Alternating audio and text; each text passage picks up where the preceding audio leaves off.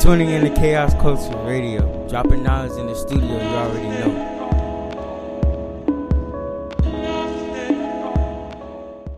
Chaos Culture Radio back again. Once again, this Prince Hakeem.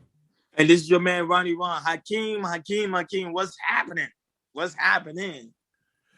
Just chilling, man. You know, just reflecting from a rear view mirror.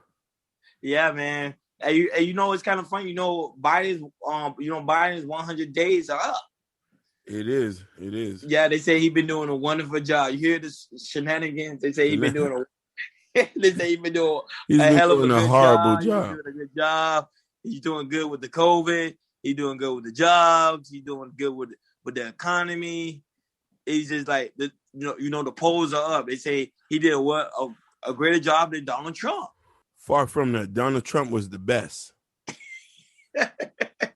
Donald Trump was our hero. But anyway, on that note, my whole reason, because you know I had to call you. My whole reason for me to call you because I don't know if you saw today on Good Morning America, Vice President Kamala Harris was on Good Morning America, and she actually agreed with Senator Tim Scott about how the United States isn't racist.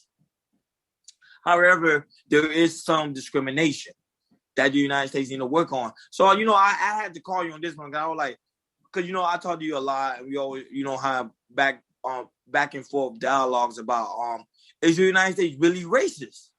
Or that's just the name they're using to diverse the country, to divide us. But perfect that you answered that. And I know our viewers from all around the world listen to, especially to my brothers in the Ganges River. Right. My Indian brothers. Our brothers in Germany, our brothers in South Africa, all our fans who listen, and we want to answer this question with a grain of salt, especially the people, our brothers in South Africa who went through the apartheid. Yes, you know what I mean, and they know what I mean. So I want to ask this question, but I want to give the definition first because you want to know something. People throw that word around and say, "Oh, racist. He racist. They racist." Okay, we'll do this. Okay, let's do it. Racism says it's prejudice, discrimination, or antagonism direct against a person or people on the bias of their membership in a particular racial or ethnic group, typically one that is the minority or marginalized. Okay. Now, it says the belief of this different race possesses distinct characteristic abilities and qualities, especially so that distinguish themselves as inferior or superior to the other. Now, what the Nation of Islam taught me what racism is, that you have one race who controls the other race who can stop you from a lot of things. You listening? Yeah, I'm listening. Now, I'm not going to say we're 100% racist because the thing about it is because we're in a time where we can live anywhere we want, can't we? Right. Facts. We can live everywhere we want. We can go to banks, get loans. Right. Facts. Because a lot of black people can't. You can drive the kind of car you want. Facts. Now, there might be a bit of discrimination and prejudice when it comes to certain aspects of life as far as policing, as far as perception of how people look at you. And those can be under the umbrella of racism. You feel me? Mm-hmm. So what I'm saying is this. I don't think, to be honest with you, a lot of people might not like when I say Kamala Harris is not black. Yeah, we know. Yeah, I think everybody kind of agree with that. We know that. Yeah. You know what I mean? And people, I think everybody's on the same page. Yeah. When I say black, I'm talking about culturally black. She didn't marry a black man. She didn't grow up in a black neighborhood. Her mother was Indian. Her daddy was Jamaican, who he was not there in her life. Allegedly, I'm not too sure because I don't hear her talk about him. I've seen pictures of her and her mom. So she's not culturally black. You know what I mean? Same thing with Obama. Obama wasn't culturally black too. He was raised by a white woman. Facts. Only person who was culturally black was Michelle Obama. Facts. Now, you talking about two people, Biden, Kamala Harris, and Tim Scott. Tim Scott, I don't know his story. I don't know if he grew up in the ghetto. None of these people grew up where we grew up at. So they don't know the day-to-day operations of living in poverty or understanding what's going on here. And a lot Right. of people who listen into this podcast, I mean no disrespect, before you open up your mouth, read. Mm-hmm. You know what I mean? Me and my guy here, we grew up in poverty. We didn't grow up on the sunny side of Aventura or Sunny Islands or El Portel or Miami Shores or Coral Gables, which these places are very prejudiced to black people, which I've been to many of these places and have gotten tickets. Right. Fact. Easy, pulled over. Hey, pull over. You know what I mean? So for them to say these things just tells me that they're a little bit out of touch with life. But this is life, though.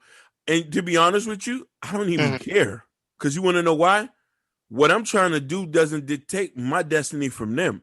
Only people who rely on the government understands what they're saying. A person will look at that on the newspaper and say, man, these white folks is crazy. Is that affecting the Nation of Islam, who owns their own buildings, businesses, bakeries? Is that affecting the Jewish or the Asian people? No. Asian people ain't asked them for no help. They passed the bill for the Asians. The Asians was just okay. They got their own community. If they was feeling any kind of hurt, they could just pack up and move to Chinatown if they want to. Right. That's what I was saying. So I would say because remember, in our minds, especially when it comes to the community of the blacks, they always focus on America being racist. But then if that's the case, then how come they allow like certain people like the Asian community, the Jewish community, the Cubans and stuff like that to have their own form of community if it was really truly racist? No, definitely. And you form it like these guys, because we live in America, it's an open playing field. They went and got their own, just like we need to. Because if we went and got our own, that statement would be like, they don't know what they talk like. These people don't know what they talking about, but we getting money over here. That's why we always talk about group economics. That's the issue where we have it in our community. Basically. There is no group economics, and that's the problem we are having within our community. If we understand the meaning of group economics, it's okay to not allow somebody to dine in your restaurant. It's okay to allow somebody to be in your neighborhood. Basically. Because we practice group economics. Economics, yeah. Unjuma. Facts. You know what I mean? And let's be honest about something. If we had a Black Wall Street, or we had a Chinatown of our own, raising our kids, controlling and operating the businesses we own, feeding, housing the people we own, sending our kids to the schools, and they're able to come back and get a job in the same neighborhood, these kids won't understand what racism is because we've practiced group economics. They might say, hey, them white folks don't like us over there. That's all they can say. There you go. Exactly. Yeah. Good point. Yeah. Yes. They don't like us over there, but they won't mean nothing because they got a whole ecosystem to rely on. And if they had many different ecosystems, if a black kid say, there's what we created in Miami, there's one in Alabama. Oh, they got an own city full of black people in Alabama. I'm going to go over there to go get a job. Preach. There's not one city in America where a black person say, I'm going to go there and I can walk in there and some black people going to hire me. I can't tell you not one city in America. Me either. Forget. Don't even ask me. I don't know. That's what discrimination is. And mind you, I mean that on the point of the brothers and the sisters who's not taking the initiative to build, own, operate the buildings in their own neighborhood. Why are you worrying about who's discriminating? Forget Kamala Harris and Tim Scott. Let them buck dance on the Capitol floor. She doesn't represent me. I don't speak her language. She married a white boy for all I say. She's not culturally black. She doesn't know our grievances. She doesn't know what it means to cook a noodle soup when you're broke. And then chop an egg in and mix it in. Whip, whip, whip, whip, whip, whip, whip, whip, whip. And I think that's the issue with our community. We continue to allow certain leaders to come in and to speak for us. Preach. I think you speak for us. You never live with us. You never lived among the people. Preach. And listen, let me say something, and you can agree with me this on Ron Tega. Most of the stuff that affects us is on a local level. Facts. It's your governor, Ron DeSantis. Facts. It's your mayor. I don't even know who the mayor name is because I don't care. Yeah. A lot of you people shut your mouth if you're not going to run for office. I agree. Stop talking to me if you're not going to shake nothing up. I agree with you. Couldn't get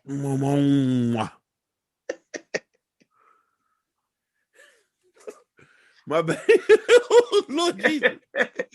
Boy, you going there? They were like, man, Yeah. what lady? They're like, what lady is he speaking? Yeah. If you don't know, ask your Haitian friend. A lot of you who listen here who want to beg this, beg that. No, man, let's get out there and cook it. Me and my homeboy trying to buy land so we can build our house and a store on top of it. Grow our own food. Facts. Only time we need some, we'll go to the supermarket and they tell us not to go to their supermarket, no problem. I look at Ron and say, Ron, they say we can't go to the supermarket. Hey, let's just build our own. That's it. Done. You know what I'm saying? I think that's the mentality. The stuff you say is pure gold, man. Pure gold. Yeah. Tim Scott don't know what's going on here. He's blind. He's buck dancing Negroes. Give two F's about him or Kamala Harris. And that's the thing. That's the thing we need to work on within our community. We need to Listen. stop putting these people on a pedestal. So then when they do something wrong, we automatically like, oh, what we gonna do now? We don't know what to do. Like look like lost key. Basically, I believe in Trumponomics. Yeah, facts. These people crazy talking about, oh, they say racism, the U.S. is not racist. Lady, what you talking about? That's the point. That's the point she made, boss. She like, the U.S. is not racist at all. They need to wake up and smell the coffee and look themselves in the mirror. Look themselves in the mirror, and I will hope they get caught late night in the back street of an alley in Mississippi or Missouri or Minnesota, where they're gunning down brothers left and right, cooking them like bacon out on the street, leaving them out there to cook, turning their TVs off. If it's a little bit harsh for you to understand, you could just simply turn off the podcast. We won't be mad at you. Still donate though. But we're not here to sugarcoat stuff. We're trying to start a revolution. Yes. A nonviolent revolution. We don't want to fight with none of y'all. We don't want no perm. We want to be left alone. Allow us to build, create, operate, own our own buildings, schools, financial stuff on our own. We can work together. There's no problem. We can work together. We can work with the Asians, the Jews. We can work with the whites, the Italianos, the Irish. We don't mind working with anybody. We just want to be able to get a piece of the American pie like us, and we're not asking nobody for no help. If you want to help us, no problem. We always welcome allies.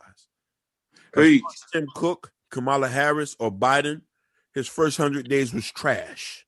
He did everything else for everybody else but the black man and black woman. But that's the fault on the black man and the black woman to wait out for a handout like a little baby at a candy store. Go get your own, black man.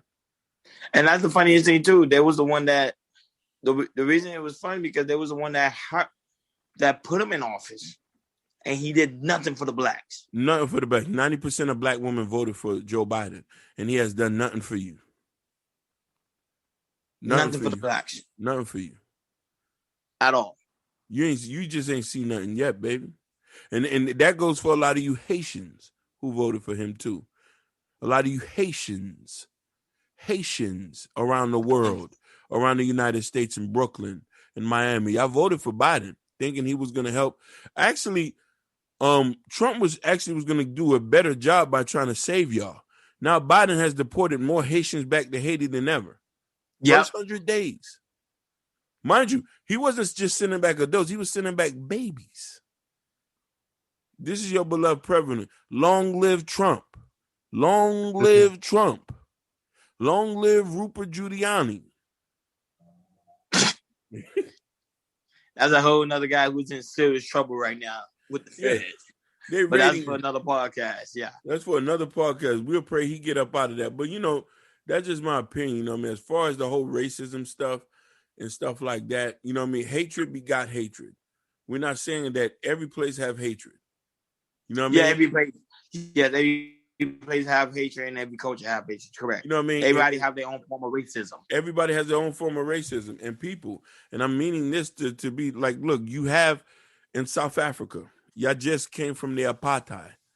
But the Dutch who come from Netherlands and the colored still don't like the blacks there. It's a fact. Y'all still working out your issues. It's better than before. Then, hey, you got a place in India where y'all still live by a caste system. You know what I mean? You have certain levels of who reaching a certain caste system and who's on top. You got the blacks at the bottom. You got the ones that are mixed with white, and you got the fair-skinned Indians. I read about this all the time. Everybody has issues. Let's not point fingers. Let's try to fix the problem. You know what I mean? Everybody who's at the bottom of the totem pole. Let's not worry about what the first other two people are doing. You create your own businesses. Stop spending your money on people who don't like you. Stop coming to work. You know what I mean? To the people who you say is treating you like trash. And I'm talking about the people in South Africa's on them farms. You let them beat you up and stuff like that. I'd rather starve before I have a dude disrespect me. Preach. I don't want to lose myself in this, but that's all I gotta say. No, that to me, you did a perfectly good job today speaking on this topic, because this is good information for people to know, because I think people are misconstrued with the word racism and racist. So for you to break it down like that and brought it so much clarity, I learned from you today. Good thing I called you. You know what I mean? Thank you. So that was some good stuff.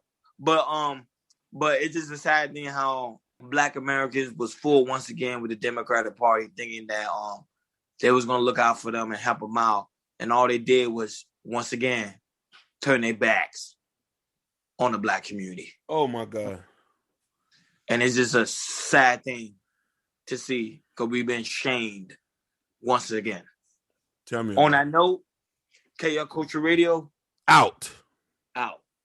Peace. Man, I just appreciate y'all just listening. Stay tuned for the next episode.